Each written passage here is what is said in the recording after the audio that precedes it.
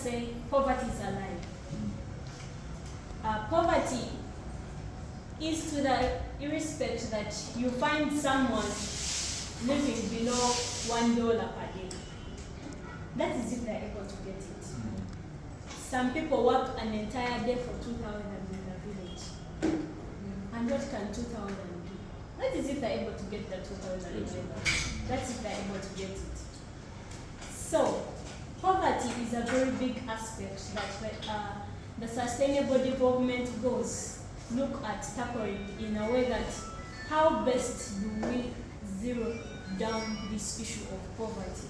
How do we overcome it?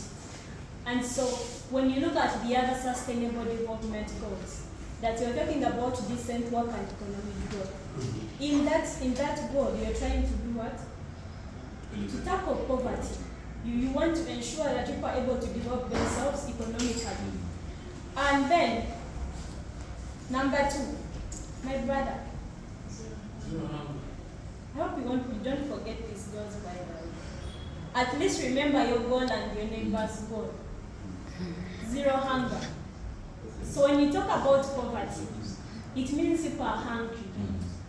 And because they are hungry, they do not have sustainability. They cannot sustain themselves. 1, financially, they don't have money, they are broke.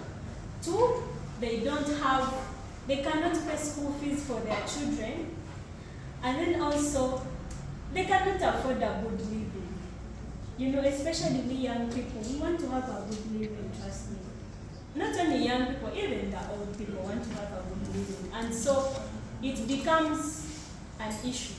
So they saw a need to incorporate in an aspect of 0 hunger. In fact, they call it 0 hunger because it affects your health.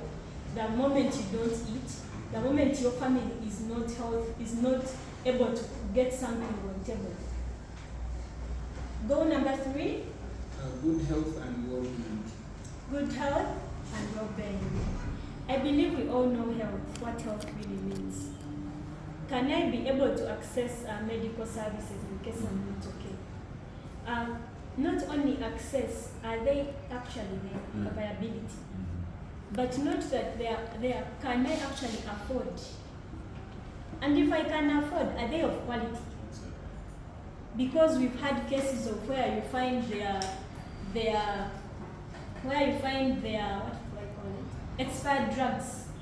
So are they of quality? And then in regards to clinics, are those people in those clinics the right people to be there? So that is how health and well-being comes in. That the government or the framers of the Sustainable Development Goals are saying we need to cooperate in an aspect of health. Because health is important. Without health, we're not even going to talk about poverty. Because you're not there, you don't even exist. Number 4. Quality education.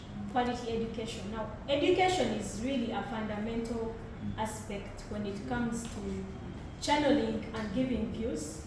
1, when it comes to tackling real issues. Because if you've not attained education, the likelihood is you won't even get that information. And also another likelihood is you're not able to express yourself. You cannot stand in front of people and tell them that this is not supposed to be done like this. And then also, now I'm connecting education to poverty. That if you're poor, is the government putting means and steps to ensure that its citizens can actually attain some education? And if it's not, those who can afford, can they actually even afford to go to school, to go to universities? If government is giving scholarships, who is actually receiving these scholarships?